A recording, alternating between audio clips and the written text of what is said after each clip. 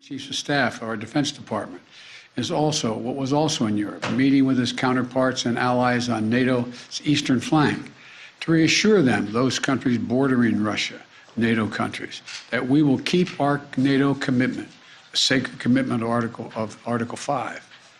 The Vice President Harris is going to be traveling to meet with our allies in Poland and Romania later this week as well. I've made it clear that the United States will share in the responsibility of caring for the refugees so the costs do not fall entirely on the European countries bordering Ukraine. And yesterday I spoke with my counterparts in France, Germany, and the United Kingdom about Russia's escalating violence against Ukraine and the steps that we're going to take together with our allies and partners around the world to respond to this aggression. We are enforcing the most significant package of economic sanctions in history, and it's causing significant damage to Russia's economy. It has caused Russian economy to, frankly, crater.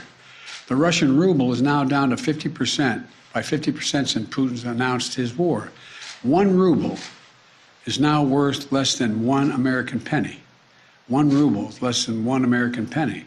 And preventing Russia's central bank from propping up the ruble and to keep its value up. They're not going to be able to do that now. We cut Russia's largest banks from the international financial system, and it has crippled their ability to do business with the rest of the world. In addition, we're choking off Russia's access to technology like semiconductors that are and sap its economic strength and weaken its military for years to come. Major companies are pulling out of Russia entirely without even being asked, not by us. Over the weekend, Visa, MasterCard, American Express, they all suspended their services in Russia, all of them, joining a growing list of American and global companies from Ford to Nike to Apple. They've suspended their operations in Russia. The U.S. Stock Exchange has halted trading of many Russian securities. And the private sector is united against Russia's vicious war of choice. The U.S. Department of Justice has assembled a dedicated task force to go after the crimes of Russian oligarchs. And we're joining with our European allies to find and seize their yachts, their luxury apartments, their private jets, and all their ill-begotten gains to make sure that they share in the pain of Putin's war. These, by the way, are giant yachts. You've put some of them in your press. I mean, some of them are, I think I read one was over 400 feet long. I mean, this is worth hundreds of millions of dollars. The decision today is not without cost here at home. Putin's war is already hurting American families at the gas pump. Since Putin began his military buildup on Ukrainian borders, just since then, the price of the gas at the pump in America went up 75 cents. And with this action, it's going to go up further. I'm going to do everything I can to minimize Putin's price hike here at home. In coordination with our partners, we've already announced that we're releasing 60 million barrels of oil from our joint oil reserves. Half of that, 30 million, is coming from the United States. And we're taking steps to ensure the reliable supply of global energy. We're also going to keep working with every tool at our disposal to protect American families and businesses. Now, let me say this. To the oil and gas companies and to the finance firms that back them, we understand Putin's war against the people of Ukraine is causing prices to rise. We get that. That's self-evident. But,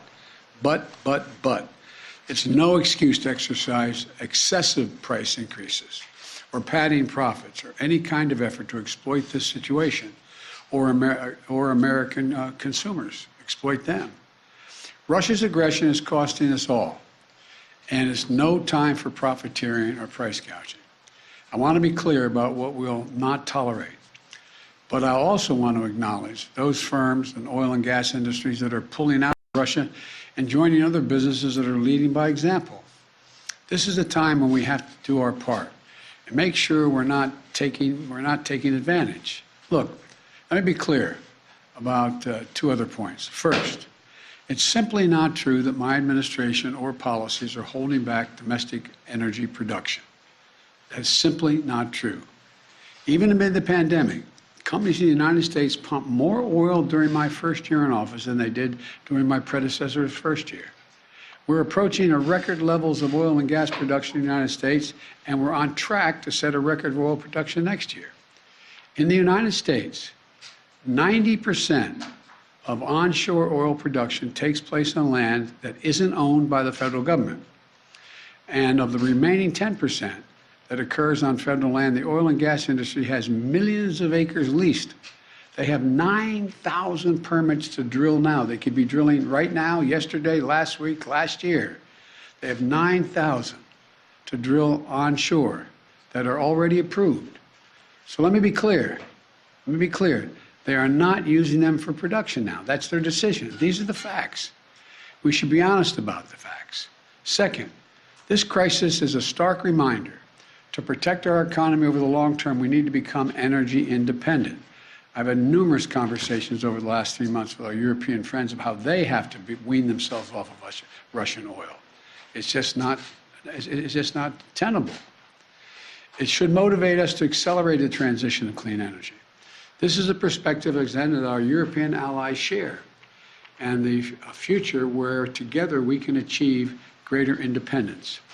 Loosening environmental regulations or pulling back clean energy investment let me explain, will not lower energy prices for families.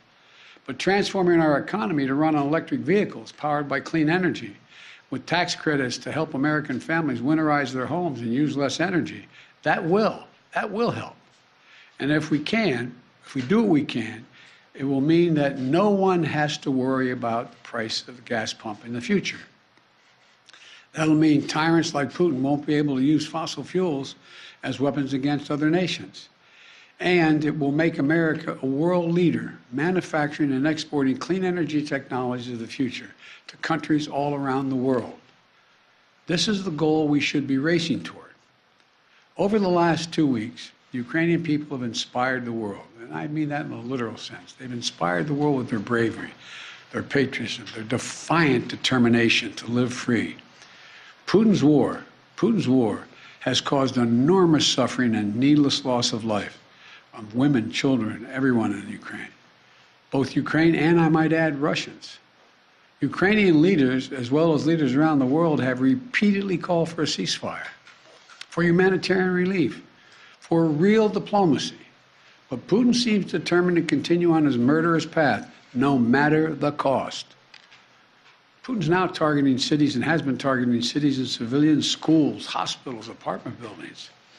Last week, he attacked the largest nuclear power plant in Europe with an apparent disregard for the potential of triggering a nuclear meltdown.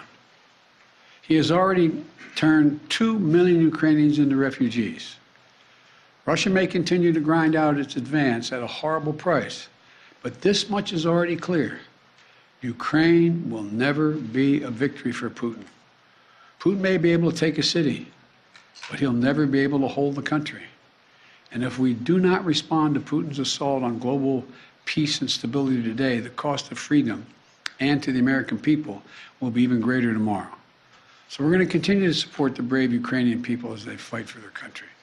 And I call on Congress to pass the $12 billion Ukraine assistance package that I have asked them for of late. Ukrainian people are demonstrating by their physical courage that they are not about to just let Putin take what he wants. That's clear. They'll defend their freedom, their democracy, their lives. And we're going to keep providing security assistance, economic assistance.